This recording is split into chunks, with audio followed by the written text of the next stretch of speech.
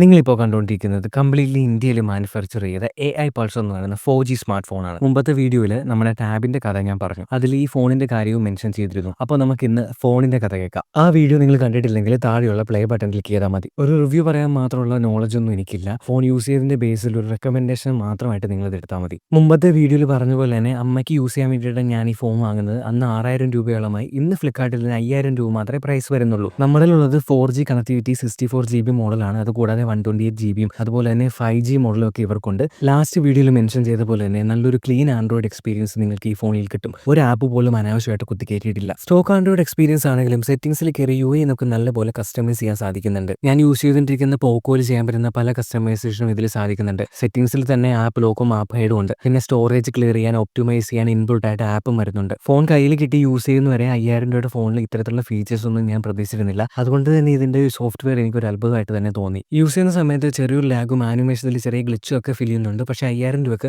It is completely fine. നിങ്ങൾ വളരെ basic ആയിട്ടുള്ള യൂസറാണ്, സോഷ്യൽ മീഡിയ സ്ക്രോൾ ചെയ്യണം, വെബ് ബ്രൗസ് ചെയ്യണം എന്നൊക്കെയാണെങ്കിൽ ഈ ഫോൺ കംപ്ലീറ്റ്ലി ബെസ്റ്റ് ചോയ്സ് ആണ്. ഫോണിനോടൊപ്പം തന്നെ ഒരു ചാർജറും സിലിക്കോൺ ബാക്ക് കവറും നൽകുന്നുണ്ട്. ചാർജർ അത്ര എഫിഷ്യന്റ് അല്ല. ഞാൻ എൻ്റെ പോക്കോയുടെ ഫാസ്റ്റ് ചാർജിലാണ് ഈ ഫോൺ ചാർജ് ആക്കുന്നത്. ഇനി നമ്മൾ ക്യാമറയുടെ കാര്യം നോക്കുവാണെങ്കിൽ ഒബ്ജക്റ്റ് അടുത്താണ് അല്ലെങ്കിൽ നമ്മുടെ ഫോക്കസ് അടുത്താണെങ്കിൽ അത്യാവശ്യം നല്ല ഫോട്ടോസ് എടുക്കാം. അല്ലെങ്കിൽ ക്യാമറയുടെ പെർഫോമൻസ് ഒന്നും കൊള്ളത്തില്ല. അല്ലെങ്കിൽ പിന്നെ നമ്മുടെ ക്യാമറയുടെ ഉപയോഗം എന്താണെന്നുള്ളതാണ് ഒരു പ്രധാന കണ്ടന്റ്. നമുക്കൊരു ഡോക്യുമെന്റ് സ്കാൻ ചെയ്ത് വെക്കണം, അല്ലെങ്കിൽ ഒരു മരുന്ന് ചീട്ട് ഫോട്ടോ എടുത്ത് അയക്കണം എന്നൊക്കെയാണെങ്കിൽ ക്യാമറ പെർഫെക്റ്റ് ആണ്. പുതിയ ബ്രാൻഡ് ആയതുകൊണ്ട് ഇവരെ സർവീസിന്റെ കാര്യങ്ങളൊന്നും നമുക്കറിയത്തില്ല. അതുകൊണ്ട് ഫോൺ വാങ്ങിക്കുന്നവരെ സൂക്ഷിച്ച് തന്നെ ഉപയോഗിക്കുക. ഹൈപ്പർ റേറ്റിംഗ് ഇല്ല, പ്ലാസ്റ്റിക് ബോഡിയാണ്. അതുകൊണ്ട് താഴത്ത് വീഴാതെ വെള്ളത്തിൽ വീഴാതെയൊക്കെ നോക്കുക. പിന്നെ ഫോണിന്റെ താഴെ ഒരു സിംഗിൾ സ്റ്റീരിയോ സ്പീക്കറാണ് വരുന്നത്. കൂടാതെ ഹെഡ്ഫോൺ ജാക്കും കൊടുത്തിട്ടുണ്ട്. ഒരു ബേസിക് യൂസ് ഫോൺ എന്ന നിലയിൽ എനിക്കത് ഒത്തിരി ഇഷ്ടപ്പെട്ടു. അപ്പോൾ ഒരു ഫൈനൽ വേർഡ് എന്ന നിലയിൽ, ഒരു കൺക്ലൂഷൻ എന്ന നിലയിൽ പറയുവാണെങ്കിൽ ഈ ഒരു പ്രൈസ് റേഞ്ചിന് ഇതൊരു ബെസ്റ്റ് ഫോണാണ്. എസ്പെഷ്യലി നിങ്ങളുടെ യൂസ് ഞാൻ മെൻഷൻ ചെയ്തൊക്കെ പോലെയാണെങ്കിൽ. എന്നാൽ പിന്നെ ബാക്കി കാര്യങ്ങളും വിശേഷങ്ങളൊക്കെ ആയിട്ട് നമുക്ക് അടുത്ത വീഡിയോയിൽ കാണാം. അപ്പോൾ ബൈ.